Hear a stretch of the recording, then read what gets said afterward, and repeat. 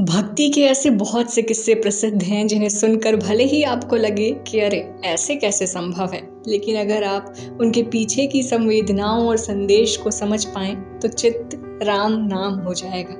प्रभु राम से जुड़ी एक ऐसी ही कहानी प्रसिद्ध है जो कबीर साहब के दोहे के मर्म को सिद्ध करती है। पोथी पढ़ पढ़ जग मुआ, पंडित भया न कोय, ढाई आखर प्रेम के, पढ़े सो पंडित होए। किस्सा कुछ ऐसा है कि एक व्यक्ति हुआ करता था, बड़ा आलसी, बस खाता और दिन भर घर पर पड़ा रहता। घर वालों ने परेशान होकर उसे बाहर निकाल दिया।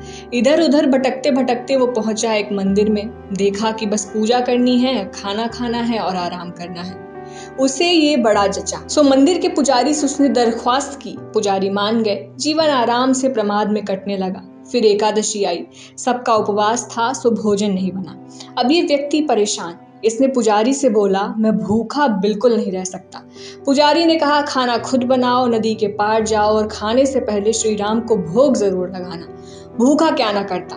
कैसे कैसे सामान इकट्ठा हुआ, खाना बना। तभी याद आया कि पुजारी ने श्री राम को भोग लगाने के लिए भी कहा था। फिर क्या था, बैठ गए और लगे बुलाने भगवान राम को। भक्त की ऐसी सरलता देखकर श्री राम को भी आना पड़ा, पर वो अकेले नहीं आए, साथ में थी माता सीता। अब इधर युवक असमंजस में बोला, एक तो आप समय से आए नहीं, ऊपर से दो लोग, लीजिए खा लीजिए, मैं भूखा ही रह लूंगा, लेकिन अगली बार से बता दीजिएगा कि कितने लोगों का खाना बनना है।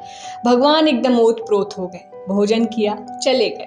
अगली एकादशी आई। युवक पुजारी से बोला, इस बार अनाज ज्यादा चाहिए, आपके प्रभु राम अकेले नहीं आते। पुजारी को लगा भूख से बावला हो गया है, उन्होंने अनाज दे दिया। श्री राम भी भक्त के साथ इस सुंदर खेल में आनंद अनुभव कर रहे थे। इस बार श्री राम लक्ष्मण और हनुमान को भी लेकर आए। युवक ने सर पकड़ लिया। एक बार फिर उपवास हुआ। अगली एकादशी में जब युवक ने इस बात का जिक्र किया, पुजारी को शंका हुई कि युवक अनाज कहीं बेच देता है। उन्होंने युवक को अनाज देकर उसका पीछा किया। इस बार पूरा राम दरबार आया था, लेकिन युवक ने इस बार खाना ही नहीं बनाया।